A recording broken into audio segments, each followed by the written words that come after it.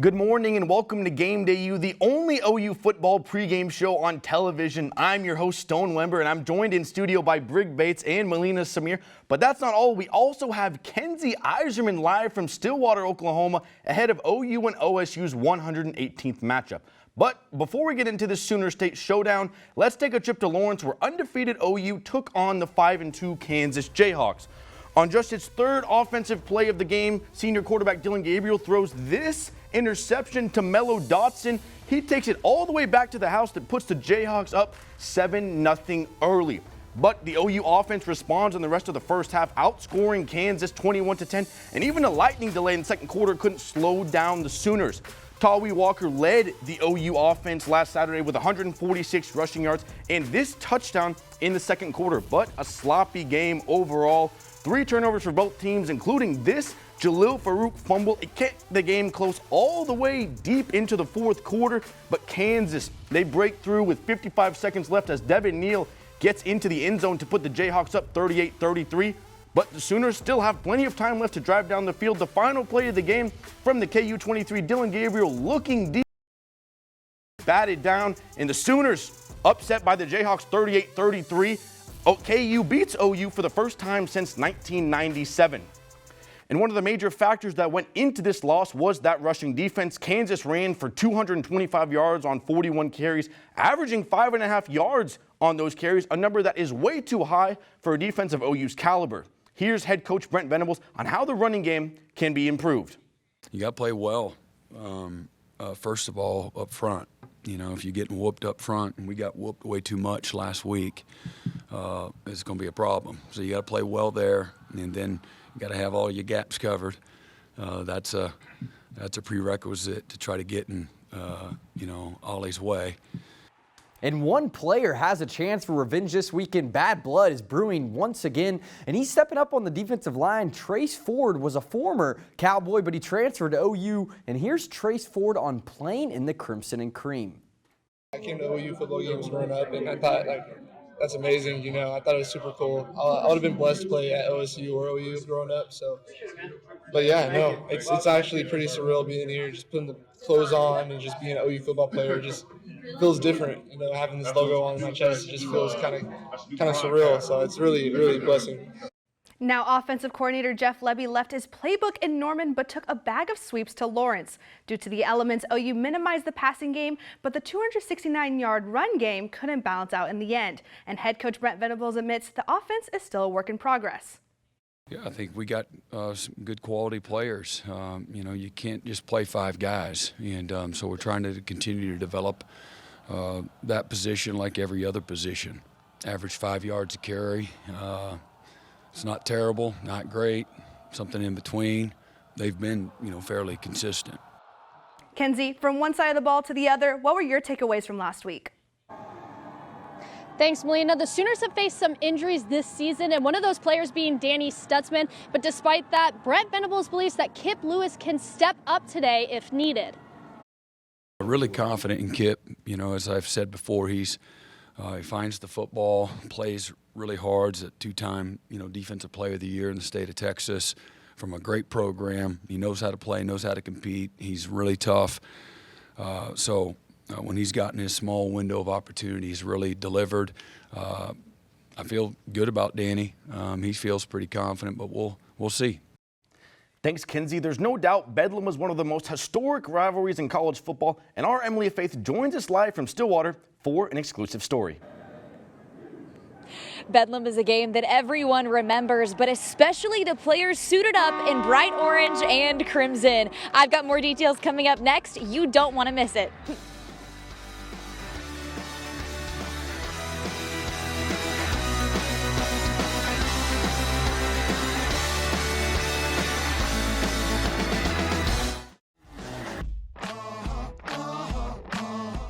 Welcome back to Game Day U. The Bedlam rivalry divides the state of Oklahoma, and it divides families and friends. Our Game Day U reporter Emily Faith spoke to some former Cowboys and Sooners to find out their thoughts on this rivalry. Thanks, Stone. Every football fan in Oklahoma has a specific game or power play from Bedlam they remember. But for the players who executed those plays, those memories are branded in their minds forever. I got the chance to talk with some Oklahoma and Oklahoma State football legends about their history in this historic game. From a field in Guthrie, Oklahoma, to ESPN's College Game Day. I'm sticking my pick. Once he makes a pick, he does not waver. Oh, he's not moving. It's the patented Sooner Scooter. We've seen that one before, haven't we? Oh, yeah, plenty. This is Bedlam, an event every Oklahoma football fan knows too well, and a game every player will remember. Well, one of the things I remember is the fact that we went up to Stillwater one year and beat them 63-0. That's the one that stands out when I think about OSU and the Bedlam and all of that.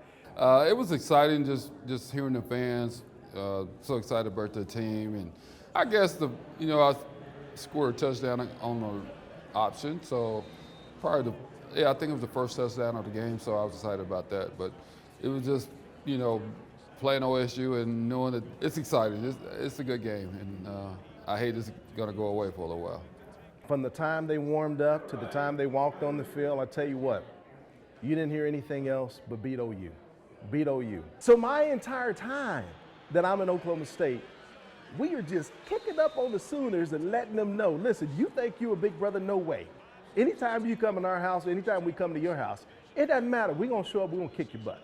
That game is made up of a bunch of emotions, and there was a bunch of instances that happened in certain games.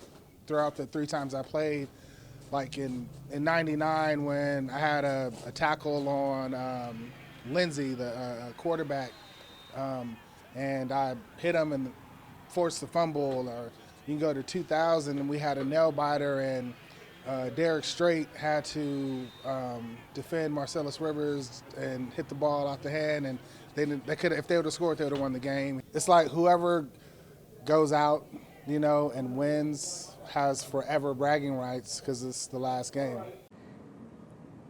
As you can tell, the legacy of Bedlam is great. And later this afternoon, the players of today in both Crimson and Bright Orange will get a chance to create their own history in this game. And I, for one, can't wait to watch it unfold. Stone, back to you.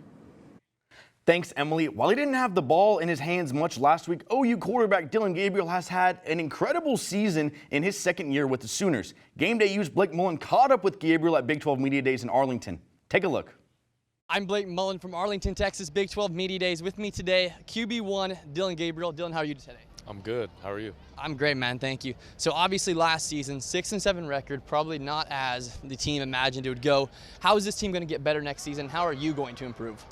Yeah, just coming from last season and going into January, it's extremely critical of us to be better on situational football, and just had a huge emphasis of that in the spring, and of course going into summer training, and then for me, just being extremely efficient, finding ways to be more accurate, be more efficient, and get into more manageable third downs, which ultimately will give us confidence for going for it on fourth, or putting those drives together in 2-minute situations. Quarterback at the University of Oklahoma, there's obviously always a target on your back, but now OU is leaving for the SEC. What has that process been like? I'm sure a lot of people have been asking about the SEC move. Do you feel like there's added pressure to perform knowing it's the last season in the Big 12? I don't. I think it's super good that we, are getting to go to the SEC and, be a part of that conference. But, I'm just big about being present and being where your feet are. And, we're focused on this season and taking it one game at a time to ultimately be back right here. It's obviously recruiting season. Have you talked to any recruits or tried to swing some people to OU? I'm really close with Kevin Sperry, so been able to talk to him a bunch. But other recruits, as they come in, for official visits, I've been able to communicate with them. But obviously, QBs stick together. So absolutely. Last question: what's the goals for this season? Man, to be right back here, that's the expectation at Oklahoma, and that's the goals, and having a clear vision of that while, continue to be present and taking it one step at a time. From Arlington, Texas, Blake Mullen, OU Nightly. Thanks, Blake. Coming up next, we'll take a closer look at the Oklahoma State Cowboys and a look around the Big 12 Conference. Stick around.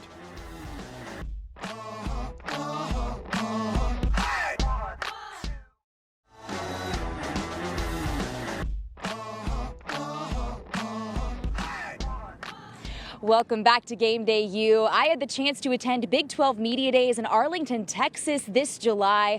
While I was there, I talked with Oklahoma State's head football coach, Mike Gundy, about the high emotions going into the upcoming season and, of course, Oklahoma leaving the Big 12 Conference. While Pistol Pete didn't have much to say at Big 12 Media Days, Oklahoma State football head coach Mike Gundy did, especially about Oklahoma and Bedlam.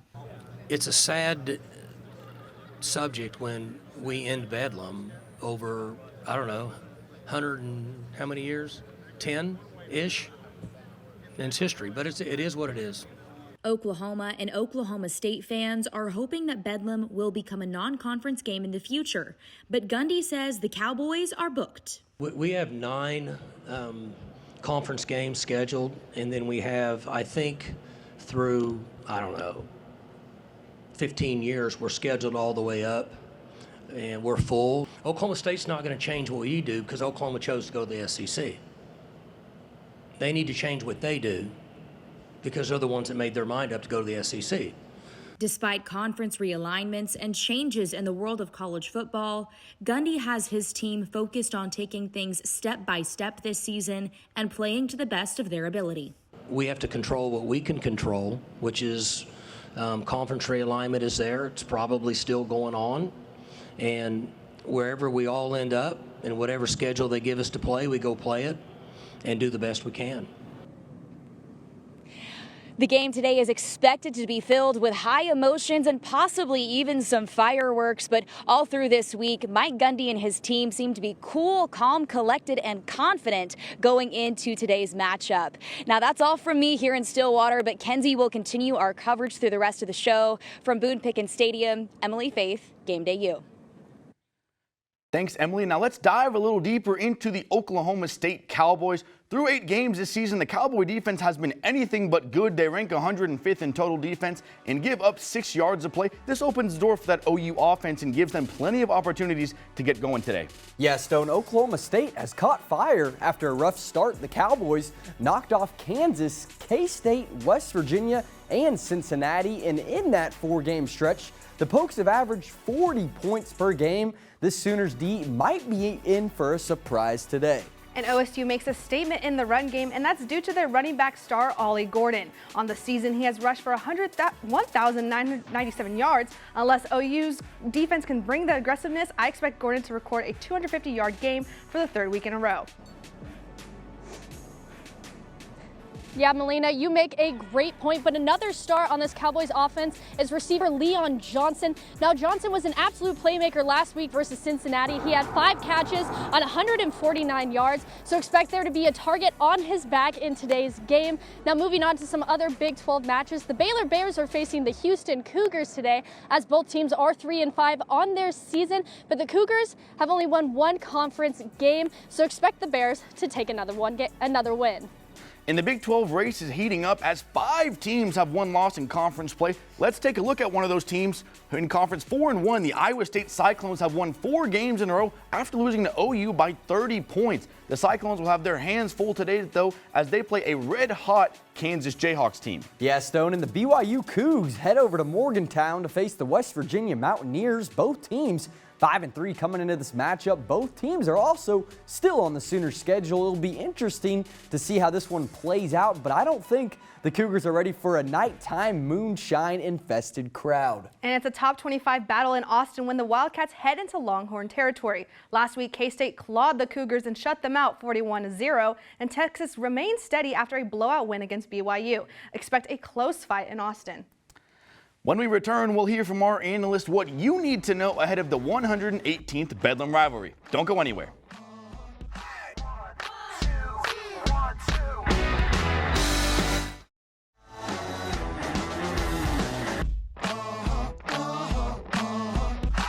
Welcome back to Game Day U. It's our 4th segment in this show, and in this one, we'll discuss the key things to look for in today's game. Now, one Oklahoma running back had a great game last week. That was Tawee Walker. Walker had 146 yards on 23 carries, averaging 6 yards a carry. That was great stuff from Tawee, so surely the rest of the room had a great day. The next closest running back was Gavin Sawchuk, who had 19 yards. That is unacceptable. It's no secret that this has been the issue plaguing the Sooners offense all season. I expect Javante Barnes to step up today as the Sooners win a thriller 31-30. Yeah, Stone, the Sooners offense continues to struggle despite being loaded with playmakers across the offense. OU has shifted from an air raid to a weak spread offense, and the pass game is completely gone. Jeff Lebby and the Sooners are scared to take shots, and they enjoy passive play calling. I don't know if it's the wide receivers or the O-line, but the Sooners can't only throw 19 times with a gunslinger like Dillon Gabriel out there. Let's see if the Sooners can get something going with speedster Brennan Thompson or 6'5" Jaden Gibson out there out wide. I still see the Sooners pulling this one out 27-24. Yeah, and the Sooners defense was under the weather with a case of the bird flu against Kansas's run game. And what plagued the unit the most was the tackling troubles. Oklahoma allowed Kansas to notch 225 yards on the ground, so the cure against OSU, execute and stick to the fundamentals of defense. Like I mentioned earlier, they need to put a stop to running backs like Ollie Gordon, who recorded 86% of the Cowboys' rushing yards versus Cincinnati. And without a potential dose of Danny Stutzman, OU will need to use natural remedies to pull out a close win, 34-31. And there's no I in team, and Dillon Gabriel looks like he's been playing football by himself these last two games. He uses both his arms and his legs to find ways to make the Sooners score. But these last two games, we've seen more of him rushing and not relying on those wide receivers and running backs. I want to see DG from the Red River this year. Long, deep, accurate passes is something he's great at, and I want to see a switch back to that for the Bedlam today. It's a rivalry, and the Sooners play hard for those. They will defeat the Cowboys today. And coming up next, I'll be joined by some fresh faces in the studio and in Stillwater as we discuss this week's biggest games around college football. Stay tuned.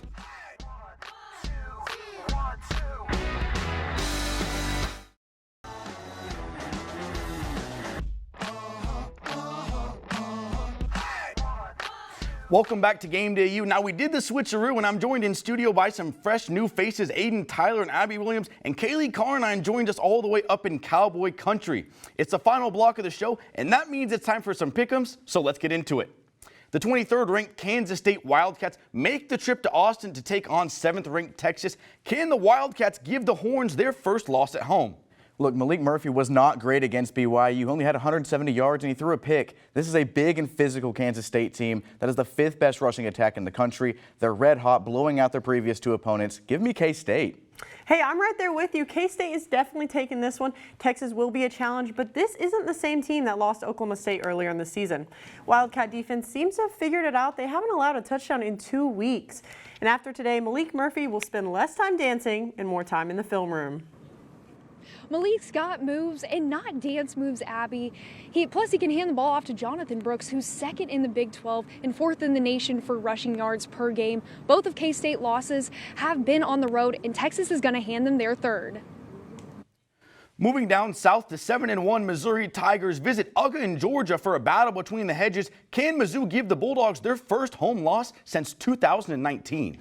Listen, Mizzou blew out South Carolina, and UGA struggled against them. Missouri's 34 for 35 in the red zone, and their opponents are only 22 for 27. No Brock Bowers is trouble for Georgia. Give me Mizzou. Aiden, who are we kidding? The Dogs are the number 2 in the college football playoff rankings, the reigning college football champs. They'll be just fine without Bowers. They still put up 43 on Florida. Give me Georgia. Not only did they put up 43 on Florida, but quarterback Carson Beck threw for 315 yards. Pair that with the 2nd best scoring defense in yards allowed per game in the SEC, and the Dogs are going to take Mizzou for a walk. And staying down south, it's a rivalry renewed this weekend as the Bayou Bengals head to Tuscaloosa to take on the Crimson Tide. Who comes out on top in this battle between Brian Kelly and Nick Saban? Look, LSU averages 47 points a game, and Bama's only allowing 16. Defense wins championships. I don't think LSU is going to recreate the magic they had last season. I like the Crimson Tide in this one. Sorry, Aiden, I got to disagree with you once again. Defense may win championships, but offense is going to win this game. Jaden Daniels and the Tigers did it last year with an offensive roster not nearly as talented this one. Yeah, Bama's defense is going to lock up the Tigers and throw away the key. This game is in Tuscaloosa, and that is going to make it Bama's game. Bama's going to win it. Now heading into Thank you so much for watching Game Day U. Have a safe and fun game day.